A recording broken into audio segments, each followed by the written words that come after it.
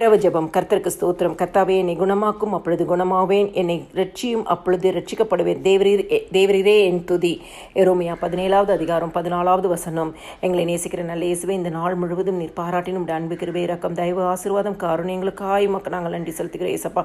இப்பொழுதும் அறிந்தும் அறியாமலே செய்த சகல பாவங்களும் இரத்தத்தினால கழுவி பரிசுத்தப்படுத்துங்க. அதிகாலை எழுமை பாடி மகிமைப்படுத்தி உடைய வேத வசனத்தை தியானிக்க எங்களுக்கு கிருபை கொடுங்க.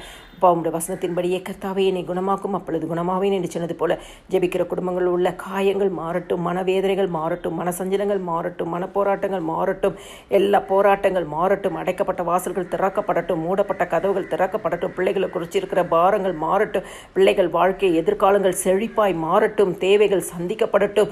ஆண்டவரே, திருமண காரியங்கள் கைக்குடி வரட்டும், கற்பத்தின் கனிகளை கொடுத்து பிள்ளைகளை மகிழ்ச்சியாக்குங்க ஏசப்பா. வேலை இல்லாத பிள்ளைகளுக்கு வேலையை கொடுங்க ஆண்டவரே. ரட்சிக்கப்படாத குடும்பங்கள் ரட்சிக்கப்படட்டும். உங்க திருநாமத்தை மகிமைப்படுத்துங்க. ஆமென்.